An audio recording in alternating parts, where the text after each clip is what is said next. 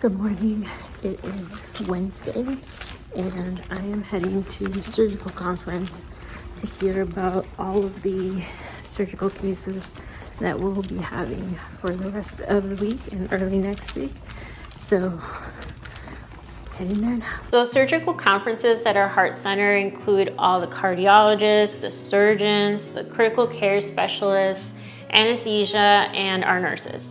And fellows are responsible for moderating the discussion of all the surgical and cath cases that are scheduled for that week. And one of the highlights of today's conference was actually a discussion that was about a patient that was scheduled for the Melody Transcatheter Pulmonary valve.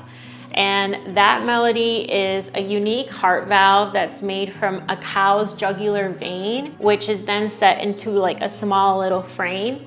And this valve is placed into the heart using a special delivery system called the Ensemble Transcatheter Valve Delivery System. So rather than undergoing a major heart surgery, this valve is placed using a little balloon-like tool that's put through the main vein leg. And then that's especially helpful for people that are born with certain heart issues because it means that they can avoid a big surgery. And our surgeon asked a really good question, which was, has the patient recently visited the dentist and been cleared for this procedure? And at first, it might seem kind of like an odd concern, but good dental health is crucial in order to undergo any sort of cardiac procedure. All done with conference, and today we actually spent a lot of time talking about dental issues because one of our patients needs to get a valve replacement. And when you have a valve, it is a foreign material, so if you have any sort of infection in your mouth, it can get into your bloodstream and then affect the valve. That is a pretty big deal because there is evidence that has shown that children with heart conditions generally have worse dental health compared to healthy children. Also, many of our heart patients have foreign materials in their heart, such as a valve, a shunt, a pacemaker, or even like an abnormal valve. And these foreign materials can be a breeding ground for bacteria. So situations like having a cavity, gum disease, or even bleeding gums from brushing or flossing allow bacteria to enter the bloodstream. And once the bacteria gets into the blood, it can travel throughout the body. And if this bacteria reaches the heart, it can attach to areas where the heart tissue might be abnormal, like from a previous infection or structural abnormalities or other heart conditions. So this causes inflammation, leading to conditions like endocarditis, which is basically an infection of the inner lining of the heart. So it's very important that these patients see the dentist regularly. So that is a pretty big deal, and we try to make sure that our patients have good dental hygiene and that they see the dentist regularly. So now I'm going to be heading back to the office and I'm going to be working on my research this morning. Like I said, I am pretty close to submitting, but I have other co-investigators that need to review the materials I'm submitting, so I'll be working on that today. So part of my ACHD research that I'm submitting to the IRB requires a survey to be answered by the patients. And I need my co-investigators to review all the questions I'm asking, which will be used for my data as my research. So my co-investigators are actually a couple fellows and attendings in the adult department, and then they give me feedback and recommendations to make sure that my research meets all of the ethical and procedural standards that are necessary for the IRB submission. Because we don't work face-to-face with each other every single day, the majority of our communication actually happens over email. And with everyone being so busy with their own duties, it can be kind of a slow progress, but it's all part of collaborating with others.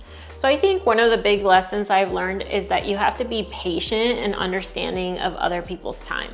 So now I'm heading to conference. Our chief division head is going to be giving a lecture today, so heading there now.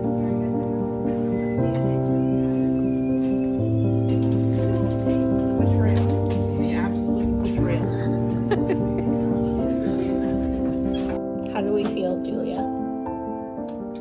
I'm sad. So basically, this is what our lecture was about, was that we don't have enough doctors, basically. And to make things worse, we don't have enough pediatric subspecialists like us. But cardiology is not as bad as like other subspecialties. And basically, we don't get paid enough. And you really have to just love what you do to be here.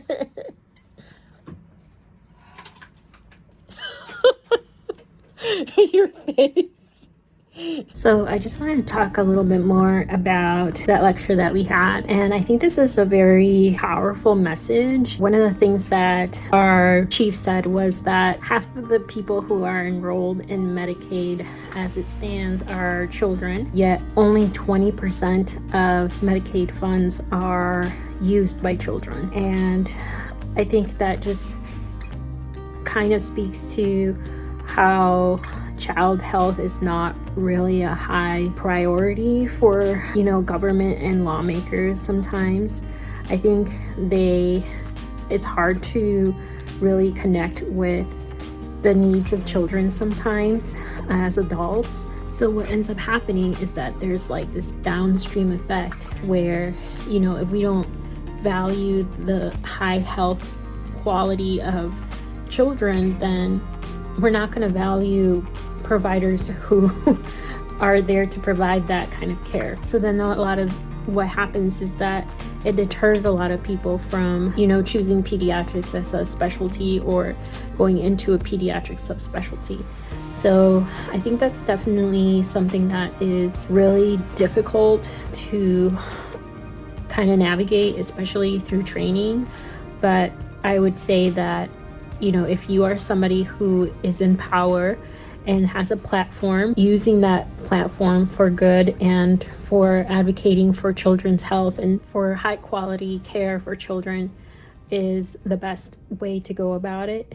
And yeah, basically that's the thing that's going to improve the outcomes of children long term. Like, the comfy sweaters. Coffee break. I'm not ready for it yet. You're not ready? No. Talking about the weather getting colder. Yeah, I need it to get to that point where I can feel comfortable in every cozy sweater. I got Vermont maple flavor with some cinnamon. So good. Okay, so I've been doing a lot of computer work today, but I'm actually on call, and it's about that time where we switch over and I get checkout from the floor fellow. But there is a surgery going on today, and it's an arterial switch, which basically means that your aorta and your pulmonary artery are being switched because you were born with them in the wrong side. Congenital surgeries can be very complicated, so let me simplify this one for you. So transposition of the great arteries is a congenital defect where the two main blood vessels of the heart, which are the aorta and the pulmonary artery, are transposed, which basically means that they are switched from their normal position. So this disrupts the heart's ability to supply oxygen-rich blood to the body. And if you take a look at this heart, you'll notice that the aorta and the pulmonary artery are misaligned. And the coronary arteries, which are smaller vessels that provide oxygen to the heart muscle, will also need to be transplanted. And the planned surgical incision is marked by the dotted lines. In the second image, the cardiothoracic surgeon is repositioning the aorta and the pulmonary artery. So the coronary arteries have been temporarily detached, which is indicated by the arrow, and will be reconnected after the main vessels are correctly aligned. And then the surgeon performs what is called the Lecomte maneuver, and that moves the pulmonary artery in front of the aorta, which is the normal arrangement of the heart vessels. And in the third image, the pulmonary artery and the aorta are correctly positioned, and the great arteries are then stitched back together to the heart. And the goal of the surgery is to correct the heart structure so that it can efficiently supply oxygen-rich blood to the body. And this will also allow the patient to grow, thrive, and lead a healthy life. Once the operation is done, Then we have one of our imagers go in and do an echo, a transesophageal echo. And usually it takes 2 people to get the images. So after hours, the person who's on call, which is me today, will help with those images.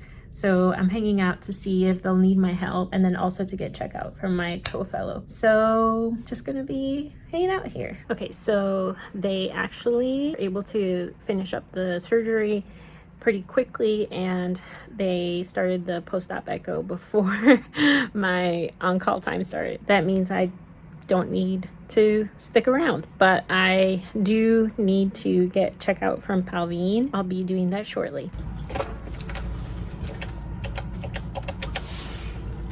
Hey Abby, this is Paulina. I got a page from you about patient and... So the nurse on the cardiac floor called me to say that a patient of ours who had a heart cath earlier that day was feeling nauseous.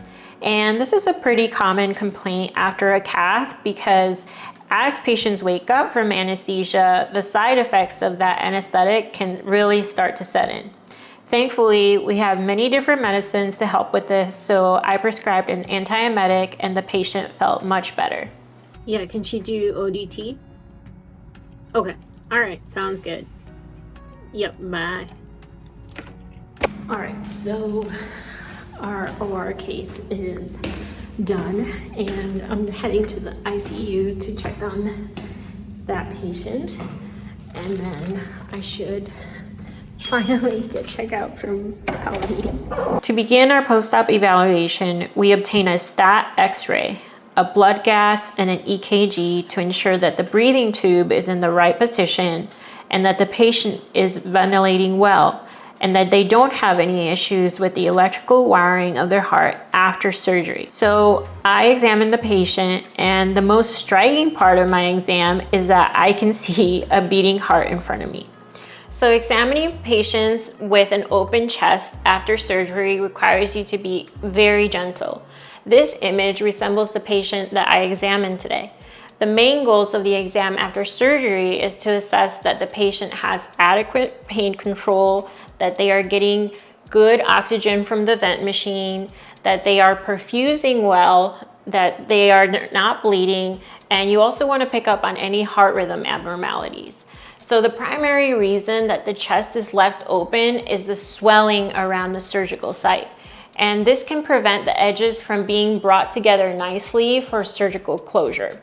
So the thin surgical dressing that is visible in the image here serves as a protective barrier, which helps to minimize the risk of infection. And the surgical drain, which can also be seen here, helps in removing any excess fluid, blood, or air that might accumulate inside the chest cavity after surgery.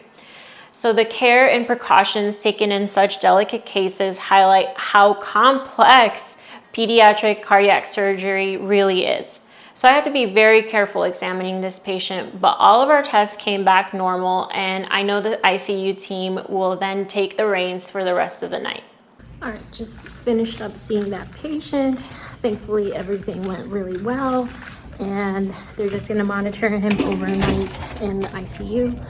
And basically, this is just like a waiting game to slowly wean the respiratory support and to watch the chest tube output and all of those fun things. So they're gonna monitor the baby overnight, and basically nothing for me to do tonight. If there was something that changed all of a sudden, then I would have to come back in and assess the patient, see if they needed an echo. But the post-op echo that they did in the OR looks pretty good, so I think he'll be okay. Okay, so it's almost 6:30, and we're about to check out. I know. We're about to check out. All right, so I am done with checkout, so I'm gonna head home because I am actually taking home call, but that doesn't mean I'm off the clock. So I will keep my pager close by.